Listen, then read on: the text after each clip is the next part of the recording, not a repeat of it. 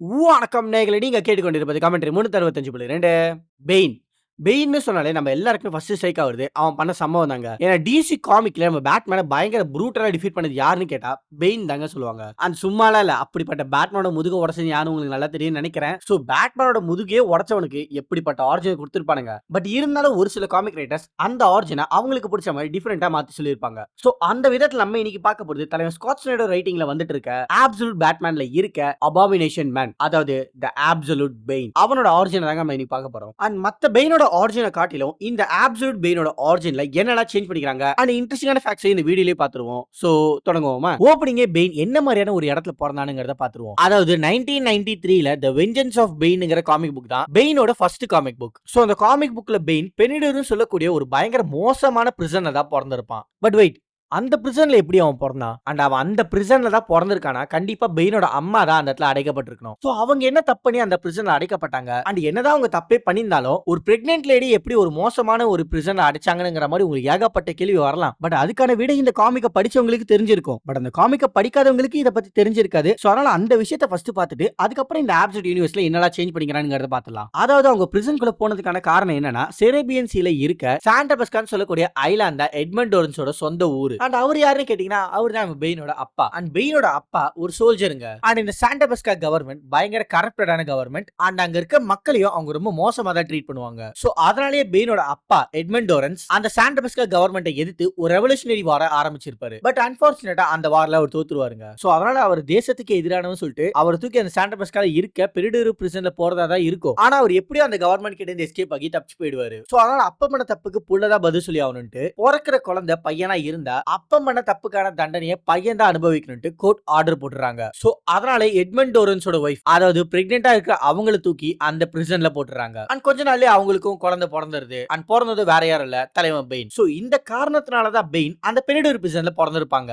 But அப்படியே இந்த absolute யூனிவர்ஸ்க்கு வந்தோம்னா கிட்டத்தட்ட எல்லாமே சேம் தான். லைக் அந்த சாண்டா பெஸ்கா கவர்மெண்ட் ஒரு கரப்டடான கவர்மெண்ட். அண்ட் அந்த கவர்மெண்ட் எதிர்த்து தான் எட்மண்டோரன் நின்னு இருப்பாரு. ஆனா அந்த ரெவல்யூஷனரி வார ஃபர்ஸ்ட் ஆரம்பிச்சது பெயினோட தாத்தா தான், அதாவது எட்மண்டோரன்ஸோட அப்பாங்க. அண்ட் இந்த வார் 100 வருஷத்துக்கு நடந்ததா சொல்லியிருப்பாங்க. அண்ட் 100 வருஷம் சொல்லும் போதே உங்களுக்கு புரிஞ்சுக்கும், எஸ் பெயின் இந்த வார் நடந்துட்டு இருக்கும் போதே பிறந்திருப்பாங்க. அண்ட் பெயின் பிறந்ததுமே அவங்க அம்மா இறந்துட்டாங்க தான் நினைக்கிறேன். ஏன்னா அதுக்கப்புறம் அவங்க எந்த இடத்துலயும் மென்ஷன் பண்ணிக்க மாட்டாங்க. சோ அதனால எட்மண்டோரன்ஸ் தன்னோட பையன் பெயினை தூக்கிக்கிட்டு அவரோட சேலஸ் லிப்லஸ் குரூப்பை கமாண்ட் பண்ணிக்கிட்டு எப்படி அந்த வார்ல சர்வே பண்ணிட்டு இருப்பாரு. ஆல்சோ எப்படி அந்த வாரை ஜெயிக்கிறதுக்கான முயற்சியை எடுத்து தாங்க இருப்பாரு. அண்ட் பெயின் வார் நடந்துட்டு இருக்கும் போதே பிறந்ததுனால அவன் ஒரு சோல்ஜரா தான் வளர்றான். அண்ட் பிறந்ததுல இருந்து பார்த்தது எல்லாமே வாரா இருக்கிறதுனால அவன் ஒரு சோல்ஜரா தண்ணியே பயங்கரமா ட்ரெயின் பண்ணி ஒரு நல்ல கமாண்டரா அந்த சேலஸ் லிபரஸ் குரூப்பை அவனோட பிளான்ல வழி நடத்தி அவங்க எதிர்பார்த்த மாதிரி அந்த ஒரு நாள் அவங்களோட வெற்றியில அந்த வார அவன் முடிச்சு வச்சிருப்பான். அதாவது இந்த சேலஸ் லிபரஸ்ங்கிற இந்த குரூப்பை கமாண்ட் பண்ணுது மொத்தம் 3 ஜெனரேஷன். ஃபர்ஸ்ட் எட்மண்டோரன்ட்டோட அப்பா அண்ட் எட்மண்டோரன் அண்ட் ஃபைனலா பெயின். பட் இந்த குரூப்பை கரெக்டா கமாண்ட் பண்ணி அந்த வார ஜெயிச்சு கொடுத்தது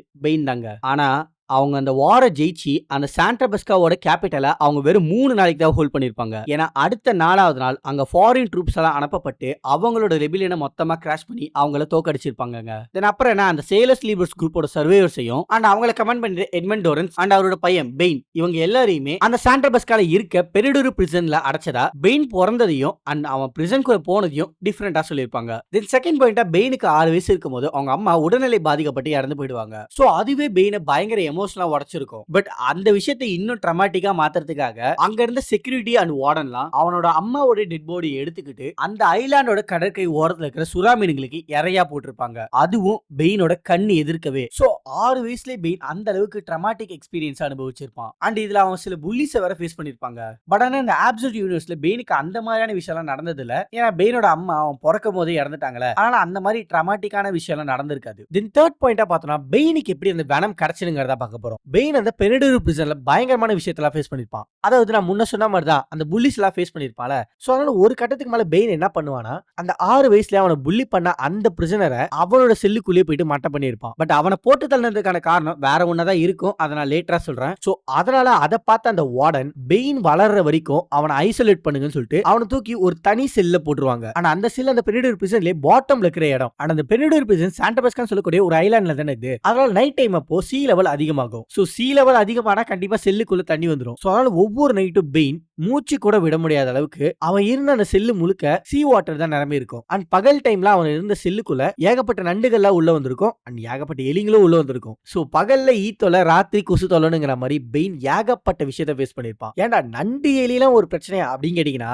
6 வயசு பையனுக்கு அதெல்லாம் பிரச்சனை தாங்க. பட் இருந்தாலும் பெயின் அதே செல்லுக்குள்ள இருந்து தன்னோட மைண்ட பக்காவா அவனோட கண்ட்ரோல்குள்ள கொண்டு வந்திருப்பான். ஆனா அந்த செல்லுக்குள்ளேயே வளர்ந்து ஒரு மென்னா மாறினதுக்கு அப்புறம் அவன் அந்த செல்லுக்குள்ள இருந்து வெளியில கொண்டு வந்திருப்பாங்க. அண்ட் வெளியில வந்தது பெயின் நிறைய புக்ஸ் வாங்கி படிச்சிருப்பான். அண்ட் தன்னோட பிசிக்கையும் பயங்கர ஸ்ட்ராங்கா மாத்ததுக்காக 1000 புஷ்அப், 1000 புல்அப், 1000 சிட்அப்னு ஒவ்வொரு நாளும் பண்ணிருப்பான். அண்ட் ரொம்பவே முக்கியமா தூங்குறதுக்கு பதிலா அவன் மெடிடேட் பண்ண ஆரம்பிச்சிருப்பான். சோ இதனாலே பெயின் அந்த பெனிடரி பிரிசன்ல ஒன் ஆஃப் த ஸ்ட்ராங்கஸ்ட் மென்னா மாறி இருப்பாங்க. சோ அந்த விஷயத்தை அகைன் பார்த்த அந்த வார்டன் பெயின் உண்மையாலே ஸ்ட்ராங்கான ஆளுதானுங்கிறத புரிஞ்சுக்கிட்டு அவனை கோட் வெனம்னு சொல்லக்கூடிய ஒரு ப்ராஜெக்ட்ல டெஸ்ட் சப்ஜெக்டா கூட்டிட்டு வந்து அவன் மேலே எக்ஸ்பெரிமெண்ட் ஆரம்பிச்சிருப்பாங்க. சோ இப்படிதான் பெயினுக்கு அந்த வெனம் ஸ்டெராய்டே கிடைச்சிருக்கும். அண்ட் அதே வெனமை வச்சு தான் பெயின் சின்னதா ஒரு ப்ளே பண்ணி அந்த பிரிசனோட வார்டன் அண்ட் செக்யூரிட்டிஸ் எல்லாருமே காலி பண்ணிட்டு அவன் டீமோட எஸ்கேப் ஆயிருப்பான். பட் அப்படியே நம்ம இந்த அப்சல்யூட் யூனிவர்ஸ்க்கு வந்தோம்னா பெயின் பிறந்தது, படிச்சது, வளர்ந்தது எல்லாமே இந்த வார்னுங்கிறதுனால அவன் ஒரு ஸ்ட்ராங்கஸ்ட் மென்னா தான் வளர்ந்திருப்பான். பட் இருந்தாலும் அவனோட குரூப் அண்ட் அவனோட அப்பாவோட சேர்ந்து 11 வருஷம் பெனிடோர் பிரிசன்ல அடைக்கப்பட்டிருப்பான். ஆனா அந்த பிரிசன் எல்லாம் அவனுக்கு எந்த எக்ஸ்பெரிமெண்ட்டும் பண்ணலங்க.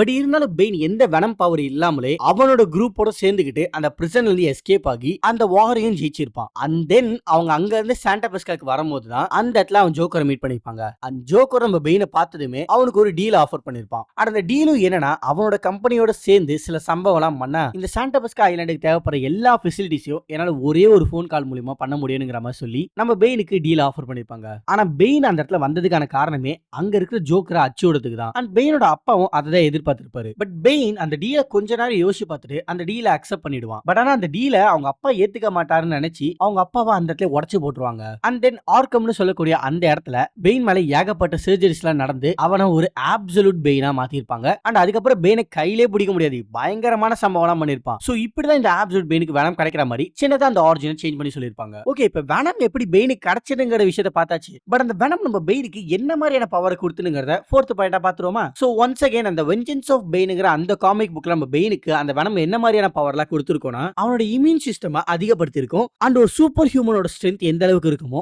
அந்த அளவுக்கு அவனை மாத்திருக்கும். அண்ட் ரொம்பவே முக்கியமா அவனோட டியூரபிலிட்டி பீக் லெவலுங்க. சோ கிட்டத்தட்ட ஒரு மினியேச்சர் வெர்ஷன் ஆஃப் ஹல்க்ங்கிற மாதிரி சொல்லலாம். பட் அப்படியே நம்ம இந்த அப்சல்யூட் பெயின் கிட்ட வந்தோம்னா நான் இப்ப கொஞ்ச நேரத்துக்கு முன்னாடி சொன்னேன் அது எல்லாத்தையுமே இதோட சேர்த்துக்கிட்டு எக்ஸ்ட்ரா இருக்கிற சில விஷயத்தை பார்ப்போம். அதாவது இந்த அப்சல்யூட் பெயின் நார்மலாவே 9 அடி. சோ இந்த இடத்துல இந்த பெயின் ஹல்காவே மாறிட்டான். பட் அந்த வெனமை யூஸ் பண்ணா கிட்டத்தட்ட 15 அடிக்கு வளருவான். அண்ட் இஷ்யூ நம்பர் 14 பார்த்த நேயர்களுக்கு தெரியும் பெயின் அவனோட அந்த வெனம் சிஸ்டம்ஸை மேக்ஸிமம் லெவலுக்கு ரீச் பண்ணி அந்த ஃபைனல் ஷோடவுன்ல கிட்டத்தட்ட ஒரு மலை ஹைட்டுக்கு வளர்ந்திருப்பான். அண்ட் அடுத்ததான் அந்த வெனம் ஒரு லைப்ரரிக்குள்ள எவ்வளவு புக்ஸ்ல இருக்குமோ அவ்வளவு புக்ஸையும் நம்ம பெயினோட மைண்டுக்குள்ள வச்சிருக்கோம். அதனாலேயே பெயினுக்கு எல்லா விதமான வெப்பன்ஸும் யூஸ் பண்ண தெரிஞ்சிருக்கும், எல்லா விதமான ஃபைட் டெக்னிக்ஸும் தெரிஞ்சிருக்கும், அண்ட் எல்லா விதமான ஸ்ட்ராட்டஜிஸும் தெரிஞ்சிருக்கும். அதாவது ஏன்ஷியன்ட் டைம்ல இருந்து இப்ப நடக்கிற வார் வரைக்கும் அவனுக்கு எல்லா ஸ்ட்ராட்டஜிஸும் தெரியும். சோ பெயின் கிட்டத்தட்ட ஒரு நடமாடும் லைப்ரரி போலங்க. ஆனா இதோட முடியல, இன்னமும் இருக்கு. அதாவது பெயினுக்கு என்ன மாதிரியான அடிபட்டாலும் அந்த வெனம் அவனை கம்ப்ளீட்டா ஹீல் பண்ணிடும். அது எந்த அளவுக்குனா அதாவது இஷ்யூ நம்பர் 14ல நம்ம பெயின் பேட்மேன் கூட நடந்த சண்டையில தோத்து அந்த மலை மாதிரி இருந்தவன் மொத்தமா வெடிச்சிருவான். சோ அதனால பேட்மேன் அவனை மொத்தமா அள்ளிட்டு வந்து தண்ணியில போட்டு கரைச்சிடுவாரு. ஆனா அப்போ டாக்டர் ஆர்கம் பெயினோட சில ஆர்கன்ஸை மட்டும் எடுத்துட்டு வந்து அதை தண்ணி டேங்க்குள்ள போட்டு மறுபடியும் பெயினை வளர்க்க ஆரம்பிச்சிருப்பாங்க. சோ பெயின் கிட்டத்தட்ட இம்மோர்டல் மாதிரிங்க. ஏன்னா அந்த வெனம் அவனை அந்த அளவுக்கு என்ஹான்ஸ் பண்ணிருக்கு. பட் இருந்தாலும் அவன் நம்ம பேட்மேன் கிட்ட தோத்து போயிருப்பான். சரி, அதெல்லாம் ஓகே. பட் எதுக்காக பெயின் பேட்மேனை தன்னோட ஆப்போனன்ட்டா சூஸ் பண்ணானுங்கிற கேள்வி கண்டிப்பா உங்களுக்கு வரும். சோ அதை தான் இப்ப நம்ம 5th பாயிண்டா பார்க்க போறோம். நம்ம 6 வயசு பெயினை ஒருத்த புள்ளி பண்ணான்னு சொன்னல, அவன் ஒரு இடத்துல என்ன பண்ணிப்பான், பெயினை ஆக்சிடென்ட்டா அந்த பெனிடோர் பிரிசன் மேல இருந்து கீழே தள்ளி விட்டுருவான். அண்ட் அதனால பெயினுக்கு மண்டையில அடிபட்டு கான்சியஸ் இழந்திருப்பான். ஆனா அப்ப பெயினுக்கு சில விஷுவல்ஸ் எல்லாம் வந்திருக்கும். லைக் தன்னோட ஃபியூச்சர் வெர்ஷனையே அவன் எதிர்க்க பார்த்திருப்பான். அண்ட் அது நம்ம பெயின் கிட்ட இந்த மாதிரி விஷயத்த நீ ஃபேஸ் பண்ணணும்னு நினைச்சா உன்னை பயத்தை எதிர்த்து நின்னாகணும்னு சொல்லி பயங்கர ஒரு மோசமான வவ்வால அந்த ஃபியூச்சர் வெர்ஷன் பாயிண்ட் அவுட் பண்ணிருக்கும். அண்ட் அதை பார்த்தது பெயின் பயத்துல முழிச்சுப்பான். அண்ட் அதுக்கப்புறம் தான் ரெக்கவர் ஆகி அந்த பிரிசன்ல அவனோட பயமா இருந்த அந்த புள்ளிய அவனோட செல்லுக்குள்ளே போயிட்டு அவனை போட்டு தள்ளிருப்பான். அண்ட் அதுக்கப்புறம் அவனோட மைண்டை கம்ப்ளீட்டா அவனோட கண்ட்ரோல்குள்ள கொண்டு வந்து அவனோட மைண்ட்ல பயமா இருந்த அந்த மோசமான வவ்வால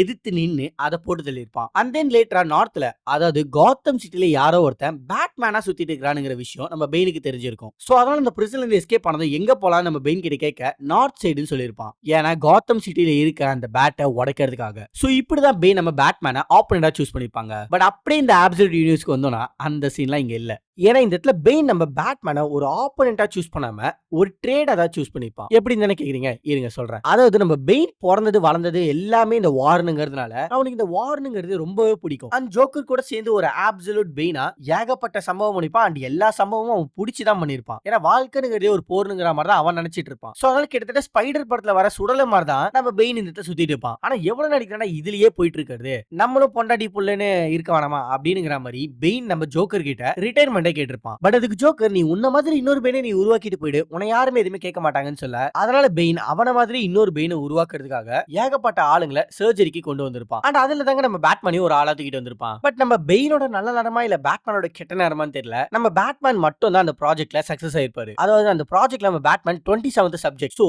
நம்ம பேட்மேனுக்கு முன்னாடி அந்த 26 சப்ஜெக்டோட பாடியும் அந்த ப்ராஜெக்ட்ல ஃபெயில் ஆகி இறந்து போயிருக்கும். சோ அதனாலதான் பெயின் நம்ம பேட்மேனை பெயினா மாத்ததுக்காக பேட்மேனை சூஸ் பண்ணிருப்பான். சோ இப்ப புரிஞ்சுக்கோ ஏன் பேட்மேனை நம்ம பெயின் ஒரு ஆப்போனண்டா சூஸ் பண்ணாம ஒரு ட்ரேடா சூஸ் பண்ணான்ட்டு. சோ இது எல்லாம் தான் the absolute பெயினுக்கும் 1993ல வந்த பெயினோட ஆரிஜினுக்கும் இருக்கிற டிஃபரன்ஸ். அண்ட் எனக்கு தெரிஞ்ச வரைக்கும் நல்லதே கமெண்ட் பண்ண தான் நினைக்கிறேன். பட் ஒருவேளை ஏதாவது மிஸ் பண்ணினா கண்டிப்பா கமெண்ட்ல மென்ஷன் பண்ணிட்டு போங்க. அண்ட் இதே மாதிரி எந்த absolute கேரக்டரோட ஆரிஜின்ஸ் எல்லாம் மாத்தி சொல்லிக்கிறாங்க நீங்க தெரிஞ்சுக்கணும்னு நினைச்சீங்கன்னா கண்டிப்பா அதையும் கமெண்ட்ல மென்ஷன் பண்ணிட்டு போங்க. சோ அது வரைக்கும் நீங்க கேட்டுக்கொண்டு இருப்பது கமெண்ட்ரி 365.2. அப்புறம் பார்க்கலாம்.